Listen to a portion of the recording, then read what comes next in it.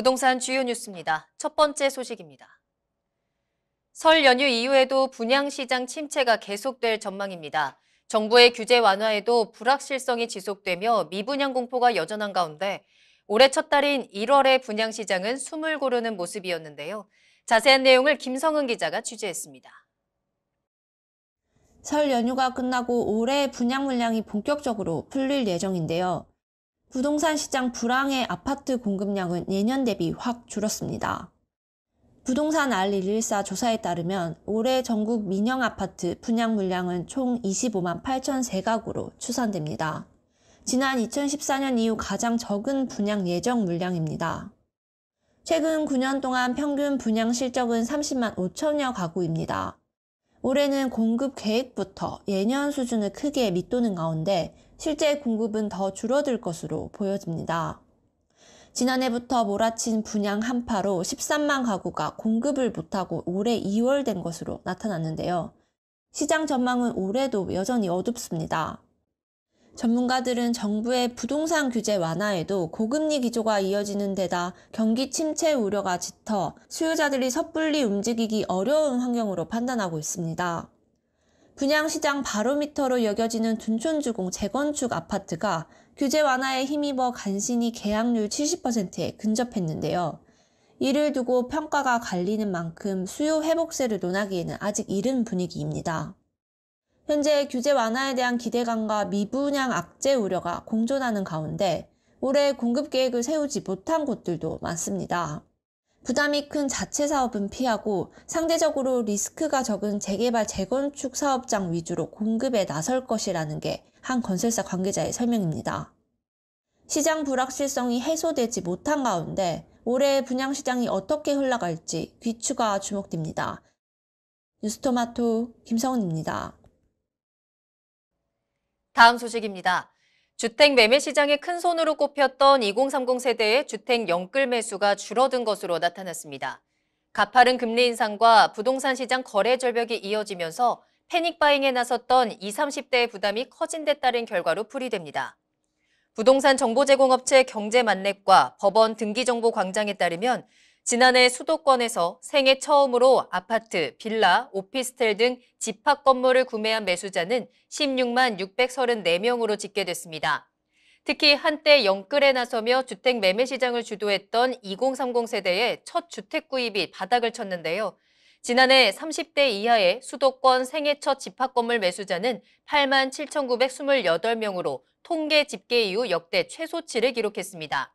아파트 가격이 천정부지로 치솟아 2030 세대들의 패닉 바잉 현상이 일었던 2021년과 비교하면 50.3%나 감소한 수치인데 고금리에 주택담보대출 금리도 상승함에 따라 원리금 상환 등 이자에 대한 부담감이 반영된 결과로 분석됩니다. 또한 집값 고점 인식 속에 거래 절벽이 이어지면서 집값이 하방 압력을 받을 것이라는 전망도 주택 보유를 주저하게 하는 요인으로 지목됩니다. 금리 인상으로 인해 아파트 등 주택 시장이 침체하면서 오피스텔 시장도 동반 위축되는 분위기입니다. 저렴한 가격과 완화된 규제로 아파트 대체제로 주목받았던 오피스텔 시장은 지난해 부동산 시장이 급격히 침체되면서 그 관심이 싸늘해졌는데요. 자세한 내용을 김성은 기자가 취재했습니다. 집값 상승기 아파트 대체제로 부상했던 오피스텔이 지금은 하락세를 면치 못하고 있습니다. 한국부동산원이 조사한 지난해 4분기 전국 오피스텔 매매 가격은 전분기 대비 0.82% 하락했습니다. 서울은 0.59% 내렸는데요. 지속적인 금리 인상으로 거주와 투자 수요 모두 감소했기 때문입니다. 서울 오피스텔 매매 거래량도 줄었습니다. 지난해 5월 1,844건까지 거래됐지만 8월부터 1,000건을 밑돌며 10월에는 528건에 그쳤습니다. 반면 월세 선호 현상의 월세 가격은 오름세를 유지하고 있는데요. 지난해 4분기 전국 오피스텔 월세 가격은 0.07%, 서울은 0.11% 상승했습니다. 다만 상승폭은 전분기와 비교해 크게 줄었습니다. 매매 가격은 떨어지고 월세 가격이 오르다 보니 수익률은 지난해 1월 4.73%에서 12월 4.84%로 상승 추세입니다. 하지만 대출이자 등을 반영하면 실제 수익이 늘었다고 보긴 어렵다는 게 전문가 설명입니다.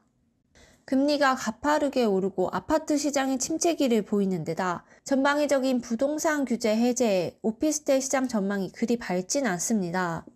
특히 위치와 규모에 따른 양극화가 심화될 것이란 관측이 나옵니다. 아파트 가격이 강한 조정을 받고 있는 상황이라면 오피스텔이 대세 역할을 하긴 어려워 보이거든요.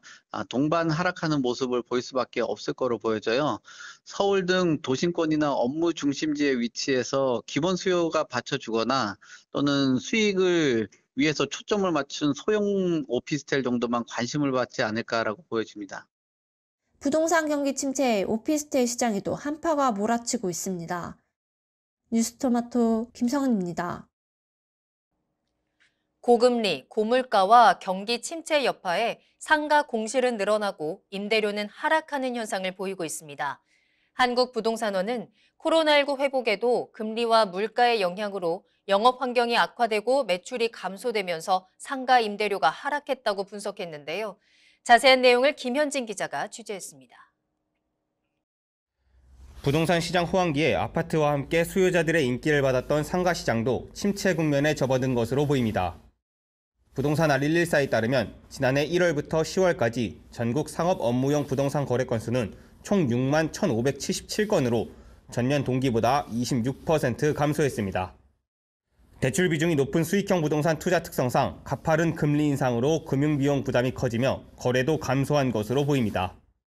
상업 업무용 부동산 거래가 감소한 가운데 상가 공실률도 증가한 것으로 조사됐습니다. 지난해 4분기 전국 중대형 상가 공실률은 13.24%로 전분기 13.16%보다 소폭 증가했으며 소규모 상가도 같은 기간 6.4%에서 6.9%로 증가했습니다. 올해에도 기준금리 인상 기조가 이어지는 만큼 당분간 상가 시장의 수요세가 유입되기는 힘들다는 분석입니다. 지금 상가 시장의 공실률이 발생을 하는 거는 최근 들어서 부동산 가격이 조정받고 또 소비가 굉장히 침체가 됐다라는 거예요. 그러니까 많은 시장 참여자들이 소비를 적게 하다 보니까 상가의 공실률이 이어지고 있는 것 같고요. 사회적 거리두기 조치 해제에도 불구하고 고금리, 고물가가 이어지는 상황으로 당분간 상가 시장이 활성화되기는 어려울 것으로 보입니다. 뉴스토마토 김현진입니다. 올해 분양시장이 악재와 호재 간 힘겨루기 양상을 보이면서 건설사 셈법은 더욱 복잡해졌습니다. 분양가 상한제 적용 단지의 실거주 의무 폐지 등 전방위적인 부동산 규제 완화로 전국 아파트 매매 가격 하락폭은 축소됐지만 고금리와 고물가 기조가 이어지는 상황에서 청약 불패로 꼽혔던 서울 등 수도권 지역까지 미분양 물량이 쌓이고 있기 때문입니다. 특히 올해 분양시장의 가늠자 역할을 할 것으로 평가되었던 올림픽파크 포레온 정당 계약에서 일반 분양 물량 1,400여 가구가 미계약으로 남은 것으로 알려지면서 건설사의 분양 계획에도 변동성이 커진 모습입니다. 주택 공급 물량도 축소되었는데 시공 능력 평가 상위 10개 건설사 가운데 삼성물산, 현대건설, DLENC, 포스코건설, GS건설, 대우건설, 현대엔지니어링, 롯데건설, SK에코플랜트의 올해 분양계획 물량은 14만 7,136가구로 집계됐습니다. 이는 지난 2022년 분양계획 물량에 비해 27.9% 감소한 수준으로 예정 물량은 전년의 72% 규모입니다. 정부의 부동산 대책 발표로 규제가 대폭 완화됐지만 고금리, 미분양에 따른 우려로 분양 목표를 보수적으로 내려잡은 것으로 분석됩니다. 건설업계에서는 규제 완화 기대감에도 금리 인상에 따른 부담이 큰 만큼 지난해 잡았던 분양 계획을 올해로 연기하거나 철회할 수밖에 없다는 입장입니다. 정부는 공공주택 사업자 등 공익적 법인이 주택을 3채 이상 보유한 경우 종부세를 매길 때 중과 누진세율을 0.5에서 5%가 아닌 기본 누진세율 0.5%에서 2.7%를 적용하기로 했습니다. 공익적 법인이 부담하는 종부세 최고세율을 5%에서 2.7%로 절반 가까이 내리겠다는 의미입니다.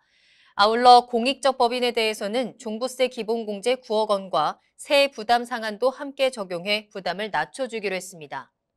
적용 대상은 LH와 SH, 허그 등 공공주택 사업자와 공익법인, 주택조합, 재개발, 재건축 사업 시행자, 민간건설 임대주택 사업자, 취약계층 주거지원 목적의 사회적 기업 및 사회적 협동조합, 종중, 임대주택 공급 의무가 있는 도시개발사업 시행자 등 400여 곳입니다. 이 경우 해당 법인의 종부세 부담은 400억 원가량 줄어드는 효과가 있다고 정부는 추산했습니다. 다만 세율 인하는 법 개정 사안으로 국회 통과 절차를 거쳐야 합니다. 이외에도 정부는 미분양된 공공임대주택과 토지지원 리츠에 종부세 합산 배제를 적용해 주기로 했습니다. 등록 임대사업자의 경우 임대 개시 시점에 주택가격이 공시가 기준 6억 원 이하일 경우 합산 배제 대상이 되고 의무 임대 기간을 15년으로 확대하는 사업자에 대해서는 공시가 9억 원짜리 주택까지 비과세 혜택을 주기로 했습니다. 지금까지 한 주간 부동산 주요 뉴스였습니다. 이어서 다양한 지표를 통해 부동산 시황을 살펴보는 위클리 부동산 시황입니다. 김현진 기자가 준비했습니다.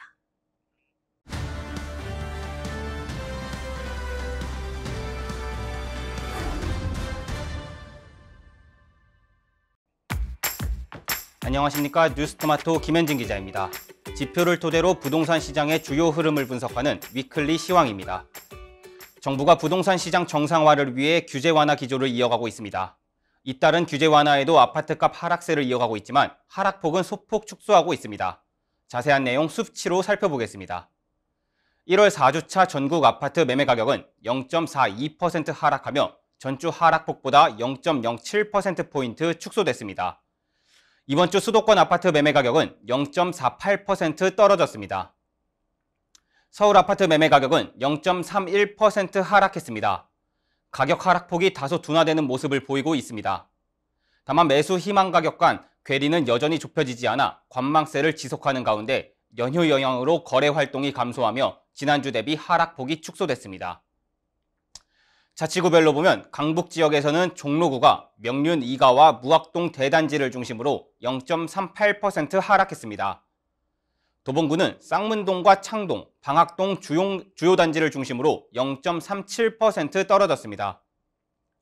서대문구는 홍은동과 홍제동 주요 단지가 하락을 견인하며 0.35% 하락했습니다. 은평구는 응암동과 녹번동, 진관동 대단지 위주로 0.33% 떨어졌습니다. 강남 지역에서는 강서구가 가양동과 마곡동, 방화동을 중심으로 0.66% 떨어졌습니다. 금천구는 시흥동과 독산동 주요 단지를 중심으로 0.55% 하락했습니다. 강동구는 상일동과 명일동, 암사동 대단지 위주로 0.47% 떨어졌습니다. 이번에는 서울을 제외한 수도권을 살펴보겠습니다. 경기도 아파트 매매 가격은 매수 문의가 일부 증가했지만 거래까지 이어지지 못하며 전주 대비 0.59% 하락했습니다. 지역별로 보면 화성시는 동탄 신도시 및 병점동을 중심으로 1% 하락했습니다. 안산 단원구는 초지동과 선부동 구축단지를 중심으로 0.92% 하락했습니다. 수원 장안구는 천천동과 정자동 급매 영향이 있는 주요 단지를 중심으로 0.92% 떨어졌습니다. 오산시는 세교동과 부산동, 내산미동을 준신축 단지를 중심으로 0.91% 하락했습니다. 인천은 0.44% 하락했습니다. 지역별로 보면 연수구는 동춘동과 옥련동, 송도동을 중심으로 0.66% 하락했습니다. 중구는 영종도 내 중상동과 은서동 위주로 0.66% 떨어졌습니다. 부평구는 삼산동과 북해동, 산곡동 구축단지를 중심으로 0.58% 하락했습니다. 서구는 검단신도시 인근 마전동과 당하동, 신규 공급 영향이 있는 신현동과 청라동을 중심으로 0.35% 떨어졌습니다. 수도권의 지방은 0.35% 하락했습니다. 이중 5대 광역시는 0.43% 하락했습니다. 부산은 0.49% 떨어졌습니다. 자세히 보면 기장구는 일광읍과 정관읍을 중심으로 1.03% 하락했습니다. 해운대구는 재송동과 우동 구축단지를 중심으로 0.93% 떨어졌습니다. 연제구는 연산동과 거제동 위주로 0.6% 하락했습니다. 대구는 0.47% 하락했습니다. 달서구는 월성동과 대곡동을 중심으로 0.62% 하락했습니다. 남구는 봉덕동과 이천동을 중심으로 0.55% 떨어졌습니다. 달성구는 입주 물량 영향이 지속되는 다사읍과 육아읍을 중심으로 0.54% 하락했습니다. 세종은 1% 하락했습니다. 거래 심리 위축 및 매물 적체 현상이 지속되며 다정동과 고운동을 중심으로 하락했습니다. 다음으로 전세 시장을 살펴보겠습니다. 전국 아파트 주간 전세 가격은 0.75% 하락했습니다. 수도권은 1.04% 하락하며 전주 하락폭보다 0.12%포인트 축소됐습니다. 서울은 1.01% 하락했습니다. 학군 수요 등으로 이주 문의가 일부 존재하나 고금리 기조가 유지되는 상황 속에서 지속적으로 하락 거래가 진행되며 추가 하락에 대한 기대감이 높아 임차인 우위 시장이 유지되며 하락세를 지속하고 있습니다. 자치구별로 보면 성북구는 정릉동과 기름동 주요 대단지를 중심으로 1.24% 하락했습니다. 용산구는 이촌동 구축 단지가 하락을 견인하며 1.12% 하락했습니다. 도봉구는 쌍문동과 도봉동, 창동 주요 단지를 중심으로 1.03% 떨어졌습니다. 성동구는 왕십리동과 행당동 대단지 및 성수동 일가와 옥수동 주요 단지를 중심으로 0.99% 하락했습니다. 중랑구는 목동과 신내동, 면목동 위주로 0.94% 떨어졌습니다. 강남 지역에서는 양천구가 목동과 신정동 주요 단지를 중심으로 1.53% 하락했습니다. 강서구는 염창동과 등촌동 구축 단지를 중심으로 1.36% 떨어졌습니다. 강동구는 고덕동과 명일동, 암사동 위주로 1.32% 하락했습니다. 구로구는 구로동과 신도림동, 개봉동 대단지를 중심으로 1.31% 떨어졌습니다. 서초구는 서초동과 방배동, 우면동 구축단지를 중심으로 1.25% 하락했습니다. 경기도는 매물적체 현상이 지속되며 1.08% 하락했습니다. 지역별로 보면 안산 단원구는 입주 예정 물량 영향이 있는 초지동과 원곡동을 중심으로 2.3% 떨어졌습니다. 용인 기흥구는 중동과 동백동 중대형 위주로 1.91% 하락했습니다. 과천시는 벼량동과 불임동 재건축 단지를 중심으로 1.84% 떨어졌습니다. 화성시는 동탄 신도시를 중심으로 매매 가격과 동반하여 1.83% 하락했습니다. 인천은 정주 여건이 양호한 대단지를 중심으로 하락 거래가 꾸준히 진행되며 0.93% 하락했습니다. 자세히 보면 연수구는 연수동과 동춘동, 선악동을 중심으로 1.35% 떨어졌습니다. 중구는 입주 물량 영향이 지속 중인 중산동과 운남동을 중심으로 1.26% 하락했습니다. 부평구는 북해동과 산곡동, 삼산동 위주로 1.18% 떨어졌습니다. 남동구는 간석동과 구월동, 논현동 대단지 밀집 지역을 중심으로 0.92% 떨어졌습니다. 지방전세 가격은 0.47% 하락했습니다. 이중 5대 광역시는 0.64% 떨어졌습니다. 대구는 0.78% 하락했습니다. 자세히 보면 달서구가 유천동과 대곡동을 중심으로 1.12% 떨어졌습니다. 동구는 신규 입주 물량 영향이 있는 신암동과 신천동 위주로 0.97% 하락했습니다. 달성구는 다사읍과 육아읍 위주로 0.81% 떨어졌습니다. 부산은 0.72% 하락했습니다. 기장구는 기장읍과 정관읍 위주로 1.74% 떨어졌습니다. 해운대구는 우동과 재송동 주요 단지를 중심으로 1.24% 하락했습니다. 연제구는 연산동과 거제동 위주로 0.86% 하락했습니다. 세종시는 1.05% 하락했습니다. 매물적체 영향이 지속되며 아름동과 고운동, 세롬동을 중심으로 하락했습니다. 정부가 부동산 규제 완화 기조를 이어가며 아파트값 하락폭이 축소하고 있습니다. 하지만 기준금리가 여전히 높은 수준을 유지하고 있어 시장에 수요세가 유입되기는 쉽지 않을 것으로 보입니다. 지금까지 위클리 시황이었습니다.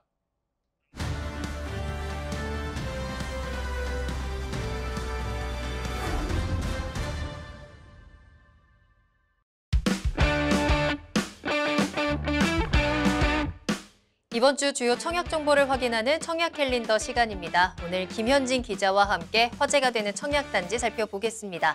김현진 기자 안녕하십니까? 네. 자, 이번 주에 우리가 주목해 볼 만한 청약 단지 어디 있을까요? 네, 이번 주는 설 연휴 이후 처음 시작되는 분양시장으로 청약 접수를 진행하는 단지는 없으나 지난해 청약한 행복주택 단지들의 당첨자 발표가 예정되어 있습니다. 먼저 경기도 의왕시 초평동 일원에 공급되는 의왕 초평 신혼희망타운 행복주택이 3일 당첨자 발표를 합니다.